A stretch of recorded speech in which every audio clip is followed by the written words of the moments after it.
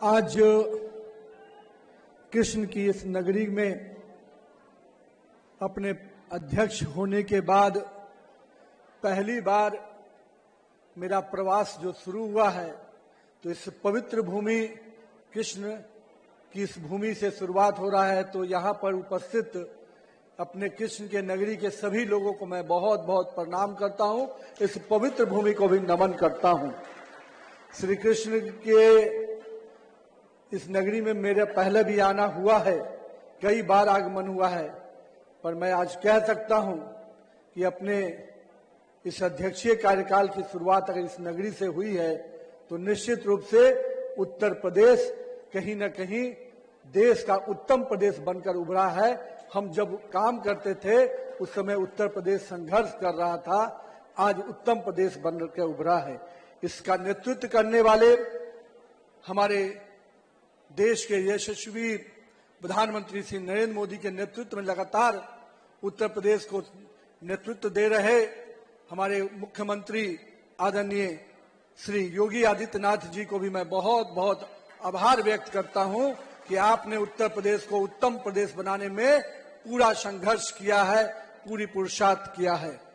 हमारे बीच में उपस्थित भारतीय जनता पार्टी के प्रदेश के अध्यक्ष पंकज चौधरी जी, हमारे राष्ट्रीय महामंत्री आदरणीय दुष्यंत गौतम जी, मंच पर उपस्थित आदरणीय सतीश जी, हमारे क्षेत्रीय अध्यक्ष आदरणीय अशोक कटारिया जी, निर्मय पांडे जी, हमारे हरिशंकर जी, राजू यादव जी, लक्ष्मी नारायण जी, प्रदीप सिंह जी, विनोद अग्रवाल जी, हमारे श्रीकांत शर्मा जी और तेजेश्वर सिंह जी, श्री किशन सिंह जी और हमारे अक्षय पात्र के वरिष्ठ हमारे गुरुजन चंचला जी, अंकुर दास जी, अनंत वीर दास जी, मैं आप सबको भी नमन करता हूं। साथ ही साथ यहाँ पर उपस्थित अपने पार्टी के सभी वरिष्ठ नेतृत्वगण जो यहाँ पर मंच पे उपस्थित हैं, साथ ही साथ इस कार्यक्रम में उपस्थित पार्टी के सभी कार्यकर्ताओं का भी अभिवादन करता हूं। मित्रों, हम लोग को ध्यान में है कि जब पहले हम लोग उत्तर प्रदेश की धरती पे आते थे तो यहाँ की चर्चा किस प्रकार की होती थी। माननीय मुख्यमंत्री जी अभी हम लोग को बता रहे थे कि किस प्रकार से बीमारू राज्य की चर्चा होती थी, तो उत्तर प्रदेश, बिहार जैसे राज्यों का नाम लिया जाता था। पर हमें सौभाग्य मिला है कि हमारे देश के यशस्वी प्रधानमंत्री श्री नरेंद्र मोदी जी के नेतृत्व में आज देश का हर राज्य विकसित राज्य बनकर उभर रहा है और उत्तर प्रदेश उसका नेतृत्व कर रहा है। मैं इस बात को आज इसलिए कह रहा हूं मित्रों, जब हम आए थे मथुरा में अधिवेशन करने युवा मोर्चा के साथियों के द्वारा साथ, उस कालखंड में लगता था कि कब कहां कोई घटनाएं घट रही हैं, कब क्या हो जाएगा।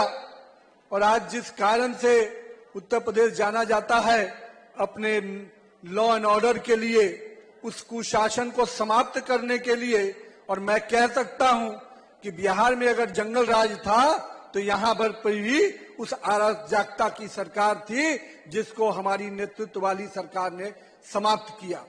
आज बिहार हो या उत्तर प्रदेश हो, देश का उत्तर भारत का कोई भी राज्य हो, विकास के पटरी पर अगर आगे बढ़ रहा है तो इसका बड़ा देन कहीं ना कहीं भाजपा कार्यकर्ताओं को भी जाता है कि इन कार्यकर्ताओं ने अपने समय का संघर्ष किया और उस संघर्ष के बल पर आज देश में अपनी सरकार बनी। और एक बार नहीं, तीन बार अगर देश में भाजपा की सरकार बनी तो इसका श्रेय कार्यकर्ताओं को जाता है।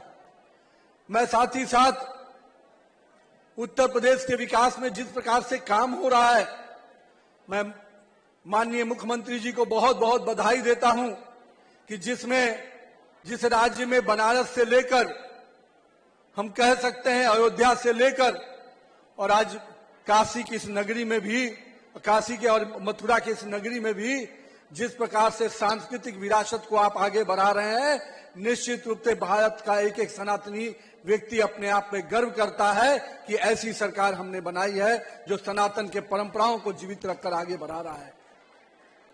माननीय मुख्यमंत्री जी, आपने केवल सांस्कृतिक विरासत को ही नहीं, सांस्कृतिक राष्ट्रवाद की जड़ों को ही मजबूत नहीं किया है, आपने उत्तर प्रदेश में विकास की गाथाओं को भी आगे बढ़ाया है।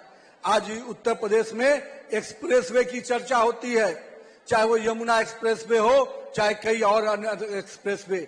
ये दिखाता है कि उत्तर प्रदेश विकास के पटरी पे अब देश के उत्तम राज्यों में ही नहीं, विदेश में जो ऐसी सड़कें दिखती थी, आज उत्तर प्रदेश में भी वैसी सड़कें दिख रही हैं। ये एक बड़ा श्रेय एनडीए की सरकार को जाता है, नरेंद्र मोदी को जाता है और योगी आदित्यनाथ जी को जाता है।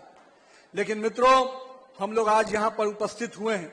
आज माननीय प्रधानमंत्री जी ने मन की बात में जिस प्रकार से एक एक व्यक्ति को, एक एक वर्ग को, एक एक क्षेत्र को छूने का काम करते हैं, आज हम लोगों ने उन्होंने बताया कि किस प्रकार से आज भी स्वच्छता का अभियान एक एक गांव में चल रहा है। लोगों के अंदर जो 2014 में उन्होंने जिसकी शुरुआत की थी, आज आम जनमानस के व्यवहार का विषय बन गया है।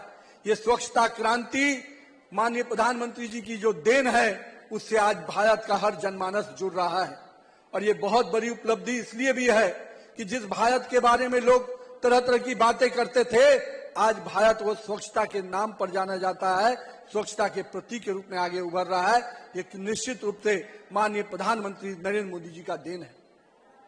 माननीय प्रधानमंत्री जी ने हमेशा राज्य में, देश में विकास की योजनाओं को आगे बढ़ाने के लिए अंतिम व्यक्ति को विकास की योजनाओं से जोड़ने का हमेशा प्रयास किया। और इसका प्रयास का फल है कि आज चाहे वो हमारे विकसित भारत का जी राम जी की योजना हो, जहां श्रमिक और किसान भाइयों को जो मदद देने का प्रयास किया गया, मैं मानता हूं अब तक जिन लोगों ने ठगने का प्रयास किया था, आज माननीय प्रधानमंत्री जी ने उनको सम्मान देने का प्रयास किया है। मैं मानता हूं कि 125 दिन की गारंटी देना निश्चित से श्रमिक भाइयों के सम्मान को बढ़ाने का काम किया है। मैं इसलिए आज माननीय प्रधानमंत्री जी को और केंद्र की सरकार को आभार व्यक्त करता हूं कि आपने एक एक वर्ग की चिंता की है। आपने अन्नदाता की भी चिंता की, आपने महिलाओं की भी चिंता की, और स्टार्टअप जैसी योजनाओं से देश के युवाओं की भी आपने चिंता की है। और मैं युवाओं से कहूंगा कि आप आइए। माननीय प्रधानमंत्री जी हमेशा कहते हैं कि युवाओं को राजनीति में भागीदारी के लिए आगे आना चाहिए, तो आइए सकारात्मक राजनीति में हम भी आगे बढ़कर काम करें।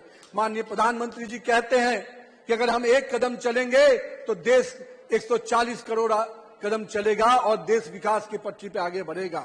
तो हम सभी युवाओं से भी आग्रह करेंगे कि इस उत्तर प्रदेश को विकसित उत्तर प्रदेश बनाने में योगी आदित्यनाथ जी काम कर रहे हैं, लेकिन हम यहाँ पर उपस्थित कार्यकर्ताओं को भी उनके साथ कदम से कदम मिलाकर चलना होगा, तभी उत्तर प्रदेश को हम विकसित उत्तर प्रदेश की श्रेणी में ले जाएंगे।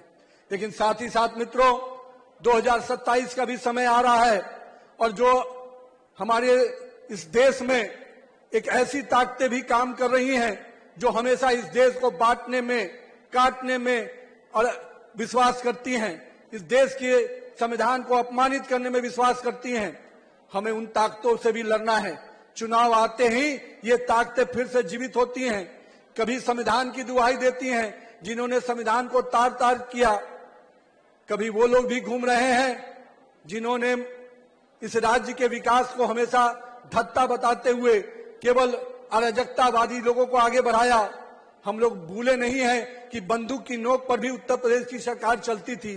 आज उत्तर प्रदेश की सरकार अगर चल रही है, जो जनता के वोट से चल रही है, जनता के जो उम्मीद है उसको पूरा करते हुए आगे बढ़ रही है। मैं इसलिए कहूंगा मेरे कार्यकर्ता भाइयों, 2027 के चुनाव की दृष्टि से भी आप सब कोई कमर कस लीजिए, क्योंकि उत्तर प्रदेश जिस प्रकार से विकास की पटरी पर तेजी से आगे बढ़ रहा है, कुछ लोगों को पसंद नहीं आ रहा है। जो लोग राजनीति को मैं मानता हूं टाइम पास समझते हैं, जो कुछ समय चुनाव आएगा तो आते हैं और फिर विदेश चले जाते हैं, वो उनको भी सबक सिखाने का समय फिर आता है।